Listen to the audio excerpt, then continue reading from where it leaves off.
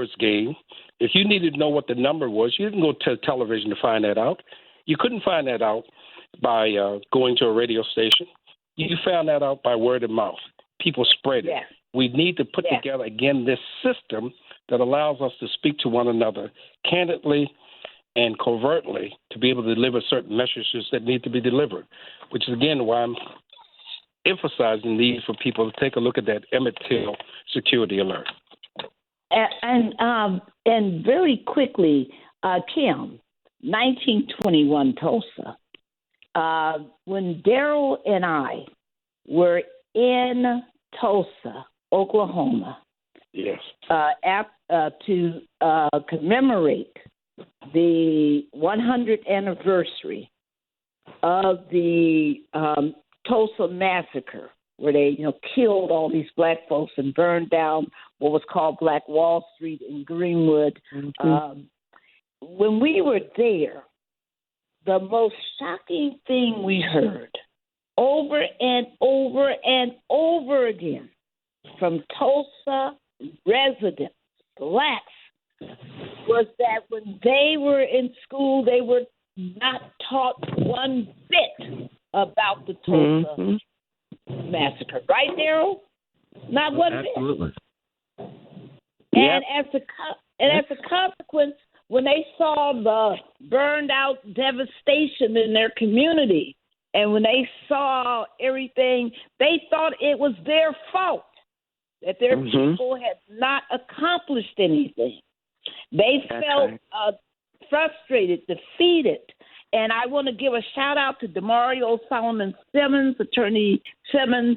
I want to give a shout-out to the Greenwood Foundation, a shout-out to all of the mighty, Mother Fletcher, Mother Randall, for all of the mighty fight that they've done and continue to do to make sure that history does not get destroyed. But, Kim, one thing you found out in this survey that you did right before the election was you saw that some of the younger African Americans in Gen Z did not see race as a major issue, right?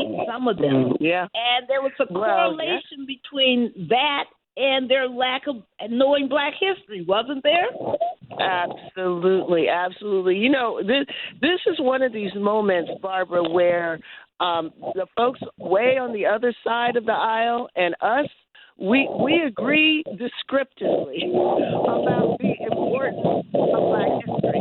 We just have very, very different bottom lines about that importance. So we understand, and the data bear us out, that those who do not know our history, and let's use the Tulsa example, those who do not know that they're actually standing on the ground of blood that was spilled, of lives that were destroyed, of futures that were buried, those that do not know that do not understand why, consequently, the inequalities that shape that existence are the product of the agency of other people. These are the consequences of racism, of white supremacy. Yet when the story is taken away, what are you left with? You're left with the inference that we haven't done anything, we haven't accomplished anything, we haven't worked hard, we haven't saved, we haven't imagined, we haven't thrived, we haven't created anything for ourselves. Well, this is the ultimate point of erasing all of our history, because this is what the Trump administration wants to do across the board. They don't want the story about how white supremacy has held us back. They don't want the story of how we have actually achieved and how it's been taken away. So if they know that once you erase history, you leave people with a blank about how it happened, and that makes people blame themselves for it. If that's their strategy, then our strategy has to be the exact opposite. We've got to uncover that stuff. Everywhere it exists, we've got to tell the story about what happened when another president, President Wilson, decided that he was going to kick black people, to the curb, push them completely out of the federal government, make it impossible for black people to thrive in the federal government. Let's remember, this is not the first time, as Attorney Snowden said, this has happened. And what happened after that?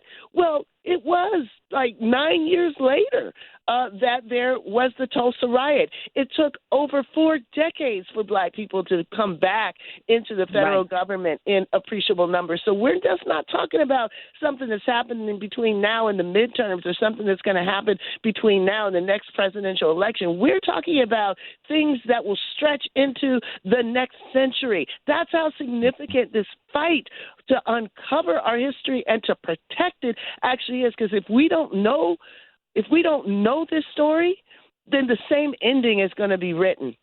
That's right. And we cannot have that. And if you don't know the history, you don't know the signs to look for. You don't know to look when you're looking at Doge and Elon Musk laying off people. You don't understand what that means for Blacks in federal government, in the workforce. So we need these signs. The last question I have, because we're winding down, the last question is the Black church. It's fascinating. Shavon Airline Bradley is a reverend, amazing preacher. We've been watching, Wesley. We've been watching Otis Moss III.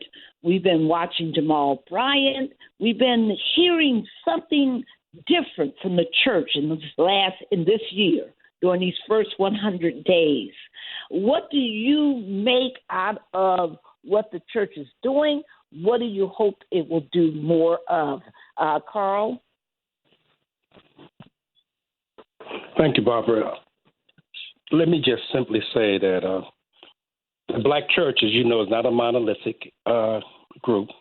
And oftentimes one of the mistakes that people have made is assuming that the Black church has always been part of the movement. The truth of the matter is, when Martin Luther King Jr. was marching, there were churches, Black churches, that would not allow him in. That's a fact. Mm-hmm. So what we need to do is hold all of our institutions responsible, not just the Black church, but we have something called the Black intelligentsia, right? These are African Americans who are supposed to be well educated. Where are the Black HBCUs? Where's the reaction from those major institutions which are under threat? You had mentioned earlier about history being lost. The vast majority of people listening to this program, if I asked them who George Washington was, they could give me an idea. You ask that same group of people who Madison Washington was, Madison Washington freed more Black people than Abraham Lincoln, most people have never even heard of Madison Washington. That's what they are designed to do, let us not know what our history is. We may know who Crispus Attucks was, first Black man to die in the Revolutionary War, but how many people know who Frank Willis was? The one man, the Black man that was responsible for bringing down a president in the United States. So I just think this has been a very important program. And I'm just hoping more and more of us understand the importance of us getting involved. If you happen to be in a church, a mosque, a temple, wherever your faith takes you, it's important that institution get involved in this fight. Well, thank you. And Kim, Black churches have been rallying around the National Museum for African American History and Culture. Remind people again about the 2 important events we're doing this week, tomorrow and on Saturday, how people can be involved directly in our fight. Yes, well, Barbara, on tomorrow, recognizing the 100 days of this debacle called the Trump administration, we are gathering to talk about the importance of Black history, the importance of retaining and supporting our museums everywhere across the country. So we're doing this in association with Asala, Carter G. Woodson's organization. And let's remember one thing.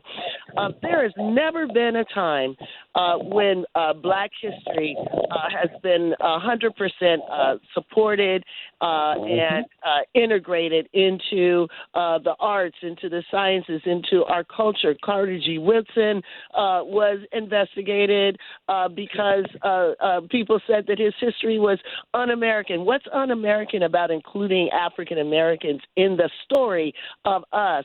Let's not forget that Black books, that Black authors who created books about history, our most celebrated historians, were hounded and harassed. Some of them were even forced to leave the country.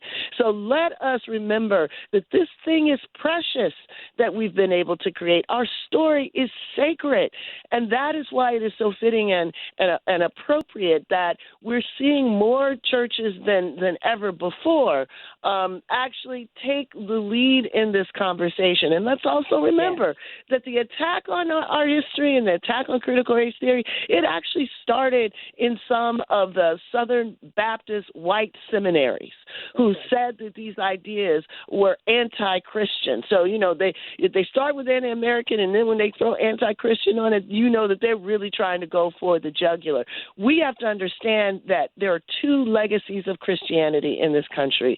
One is the legacy that justified our enslavement under the guise of Christianity, and another is the legacy of Martin Luther King and of those spiritual leaders who understood that material inequality and spiritual death go hand in hand. So this is being recovered at this moment, and that's what we're hoping that so many people join us on Saturday, wherever you are, to support our museum. And Barbara, one last thing, on Friday at Busboys and Poets, if you happen to be in Washington, D.C., come on out to our open house where we're going to be creating the posters, practicing our chants, listen to people like Barbara Arnwine, get the crowd fired up. So we're there from 3 p.m. on, and then at 6 p.m. we'll have a program to actually elevate everything we've talked about here and more. So that's Friday. Kim, which is in D.C., 14th Street. There you go, 14th Street. All right. That's outstanding. Daryl, I know you're going to take us home, and I just want to just quickly thank our guests. Thank you so much, Kim. Can't wait to see everybody. People, please get involved. Please listen to the call for your action. Daryl? Yeah, a lot of thanks to Professor Kimberlé Crenshaw, to Reverend Shavon Arlene Bradley, as well as Carl Snowden for being with us today. Thank you so much.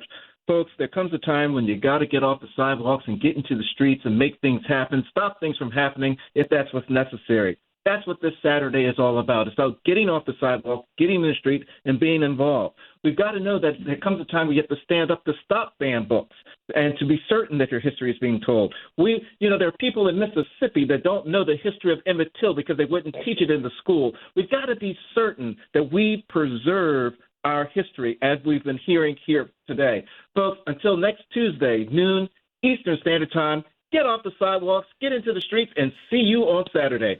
Peace, everybody. Peace.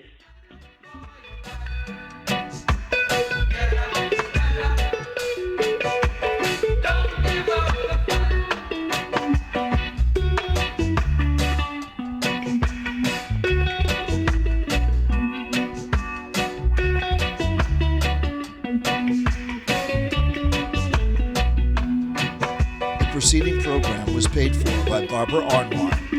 There are everyday actions to help prevent the spread of respiratory diseases. Wash your hands. Avoid close contact with people who are sick. Avoid touching your eyes, nose, and mouth. Stay home when you are sick. Cover your cough or sneeze. Clean and disinfect frequently touched objects with household cleaning spray. For more information, visit cdc.gov/COVID-19. This message brought to you by the National Association of Broadcasters and this station. News Talk 1450 and 95.9 WOL with the Carl Nelson Show. Weekdays from 6 to 10 a.m. Reverend Al Sharpton keeping it real from 1 to 4 p.m. And the Tavis Smiley Show from 4 to 7 p.m. Download our mobile app and take us everywhere you are or listen live at WOLDCnews.com. The news and issues that matter to you most from Carl Nelson, Reverend Al Sharpton, and Tavis Smiley on 1450 and 95.9 WOL. 1450 WOL, Washington, D.C. 95.9 W240DJ, WMMJ HD3, WDCJ FM HD3, and worldwide at WOLDCnews.com. The views and opinions of the following show do not necessarily reflect the views and opinions of News Talk 1450 WOL, Radio 1 Incorporated, or their management.